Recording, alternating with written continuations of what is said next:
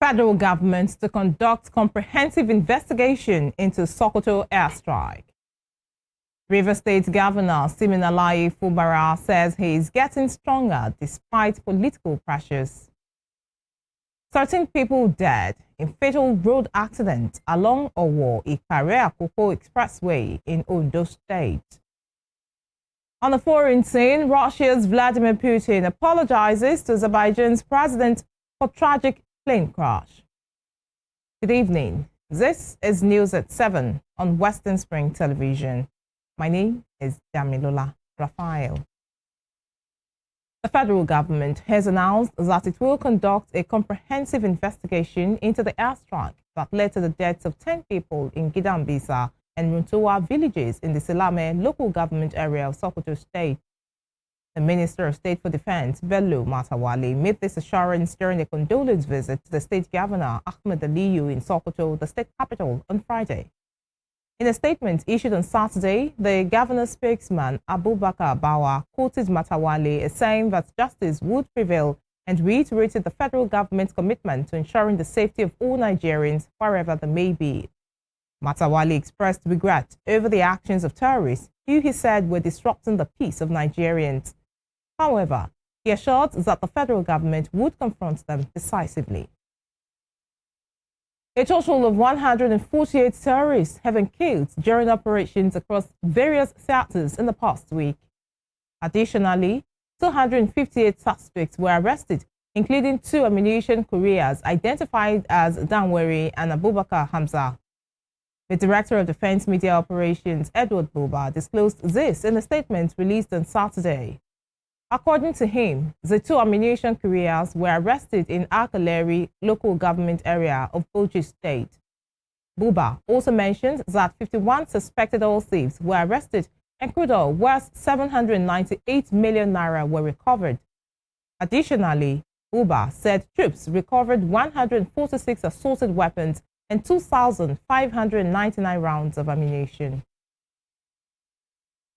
Staying with security, the Nigeria police has advised members of the public to report any misconduct by police officers to their superiors, the heads of the complaint response units in their state, or the commissioner of police in the state. A statement signed by the Force Public Relations Officer, ACP Muyiwa Adejobi, on Saturday warned the public to exercise caution when approached by officers or individuals claiming connections with the Inspector General of Police, Kayode Egbetokun, or any senior police officer for the purpose of exploitation. The police force also decried the fraudulent use of the name and office of the Inspector General of Police to perpetrate the illegal act, adding that the intention behind the tactic is to intimidate victims into believing that the IGP is aware and approves of their illegal activities. The statement adds that as a result, victims are often deterred from reporting the incidents to higher authorities. The Nigeria Police Force, however, assured all Nigerians of its commitment to upholding the highest standards of integrity and professionalism. Elsewhere, the Plateau State Police Command has denied involvement in the investigation of the alleged hacking incident of Very Dark Man's NGO, Martins Vincent Ose Initiative, which resulted in the theft of 180 million naira. According to the police public relations officer in Plateau State, DSP Alabo Alfred, the matter was not reported to the command and the crime was not committed within their jurisdiction. Very Dark Man had earlier disclosed that hackers stole 180 million naira from his NGO's account, claiming that the perpetrators had been tracked and 1 suspect arrested. He also mentioned that he was heading to Jos to recover the stolen funds. However, Alfred clarified that Very Dark Man's statement about heading to Jos did not imply that the Plateau State Police Command was handling the case. The Martins Vincent Ose Initiative was launched in October with the goal of addressing Nigeria's educational challenges. The NGO had received significant donations, including 100 million naira from music producer Don Jazzy. Since the beginning of the year 2024, a number of issues have made headlines within Nigeria's political space, especially in President Bola Tinubu's administration. This report examines the year 2024 in retrospect, focusing on some of the political events that shaped governance in Nigeria. One of the most prominent political events that kicked off the year 2024 was the suspension of the Minister of Humanitarian Affairs and Poverty Alleviation, Betta Edu, by President Bola Tinubu. Ms. Edu's suspension over an alleged 585 million naira scandal alongside her predecessor, Sadiya Umar Farouk, probed over alleged 37.1 billion naira money laundering, was greeted with outrage and criticisms from Nigerians who are battling economic hardship. The former Humanitarian Affairs Minister's suspension, however, spiraled into sacking following a significant cabinet shakeup where President Tinubu reassigned 10 ministers to new portfolios, discharged 5 others, including Ms. Edu, and appointed 7 new ministers, a move that further expanded the president's cabinet and, by extension, the cost of governance. The Federal Executive Council has taken a decision to take that Ministry of Tourism out and the functions of that ministry be transferred to a new ministry called the Ministry of Arts, Culture, Tourism, and Creative Economy. That is what has been done. And I wouldn't want anybody in that region to begin to feel that the Ministry of Niger Delta has been scrapped and is no more in existence. Another shake-up in President Tinubu's cabinet was Ajuri Ngelale's indefinite leave of absence, which saw Bayo Nanuga, the special advisor to the president on information and strategy, now playing a spokesmanship role. The era of suspension was not yet over, as the All Progressives Congress senator representing Bauchi Central Senatorial District, Abdul Nengi, also had his own share.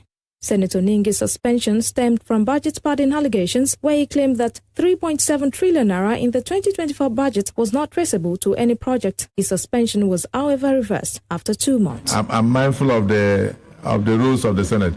Distinguished colleagues, the motion has been moved that in view of the grievous offense of Senator Nengi, that he be suspended. Amendment has been offered by distinguished Senator Maidoki and seconded by distinguished Senator Sani Musa, that he be suspended for only 3 months. From the suspension saga, a couple of arrests also rocked Nigeria's political space in 2024, as former Kogi State Governor Yahaya Bello was enmeshed in a 110 billion naira alleged fraud case, provoking his arrest by the Economic and Financial Crimes Commission (EFCC) before he was recently granted a 500 million naira bail. Some other arrests involved former Delta State Governor Ifeanyi Okowa by the EFCC over alleged diversion of 1.3 trillion naira. Labour Party's Julius Aburi arrested by the police in Edo State over alleged attempted murder, while his NLC counterpart, Joe Ajaro's arrest by the Department of State Services (DSS) sparked national shutdown threat by Labour Union before his release. In May 2024, the attention switched to Labour Union's 615,000 naira minimum wage demand from previous 30,000 naira, a demand that was eventually pegged to 70,000 naira by the federal government, while Lagos and Rivers State agreed to pay workers 85,000 naira, the highest so far. A consensus was, however, not reached until the Labour Union down tools, disrupting operations at the Abuja and Lagos airport and causing national power outages. We are hereby declaring the commencement of a nationwide industrial action, a nationwide strike, effective from Monday, June 3rd, 2024. And this strike shall be indefinite. And this strike shall be on until we have a new national minimum wage. Less than a month after President Tinubu approved the 70,000 naira minimum wage, the nation in August was drawn into nationwide end bad governance protests that spanned for about 10 days, a result of continued economic hardship brought about by skyrocketing inflation, naira flotation, fuel subsidy removal, among other economic policies.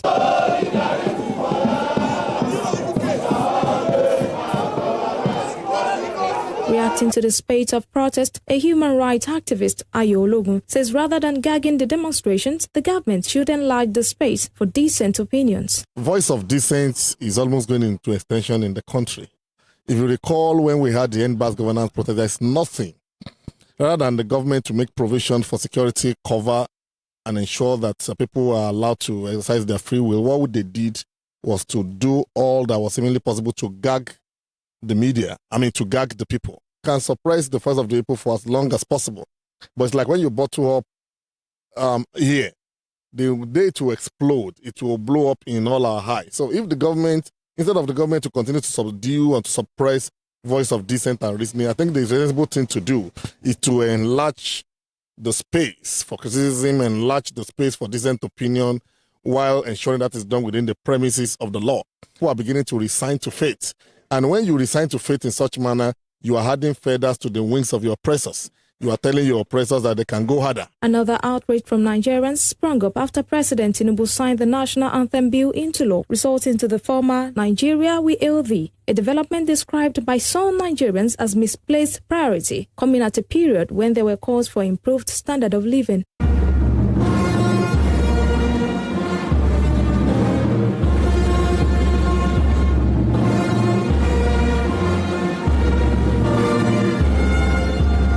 Northwest Nigeria, Kano State witnessed protest and unrest in the first half of the year, following the emergence of Muhammad Sanusi as the 14th emir, dethroning Ado Bayero, who was installed by former Governor Abdullahi Ganduje.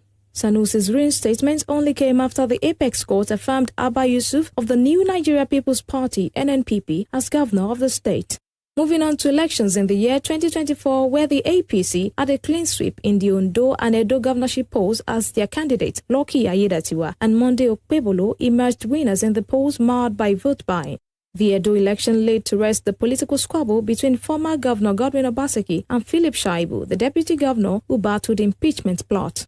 The Independent National Electoral Commission, INEC, also faced criticisms over the election conduct in the state, as disparities were recorded in the result uploaded on the IREF portal and the official result announced in Edo State. Executive Director of a human rights group, Wasiu Oyedokwali, thinks INEC has improved but wants a full implementation of electoral acts that will ensure electoral offenders, especially vote buyers, face consequences of their actions.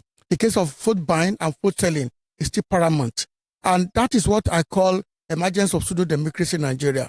Because you are now voting based on what you have earned that day, which will not take you probably to even the next day. The Electoral Act being implemented to the letter.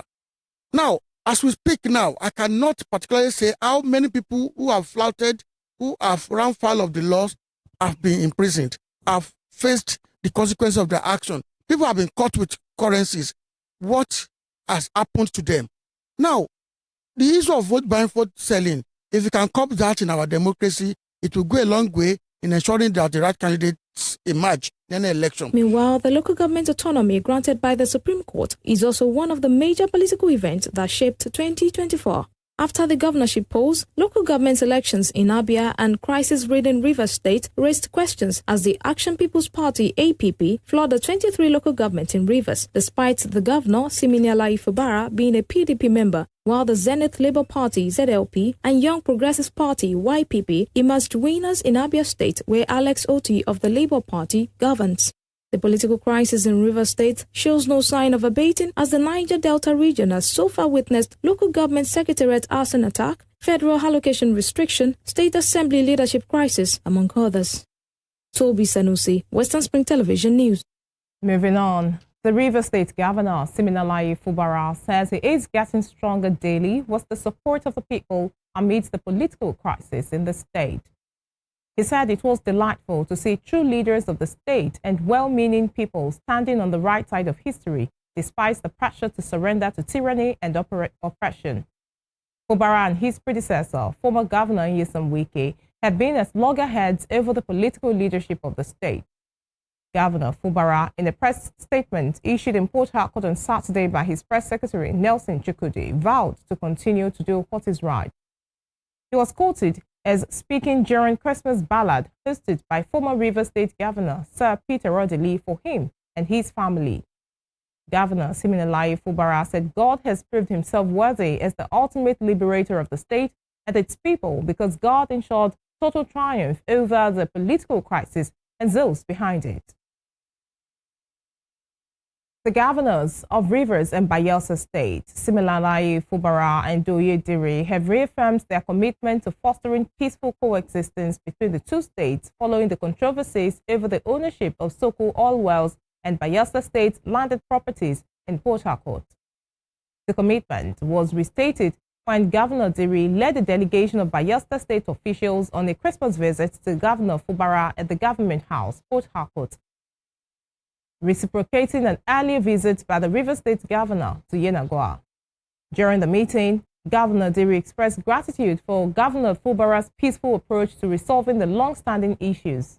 He lauded his counterpart for working with him to reach a truce over the contentious Soko oil wells and the takeover of Bayelsa State properties by the past administration, which had led to a Supreme Court case by his administration. In his remarks, Governor Fubara emphasized the historical ties between the two states, which were once united as Rivers State, and stressed the importance of mutual cooperation. He stated that his administration's efforts to resolve the disputes amicably are in the best interest of both states.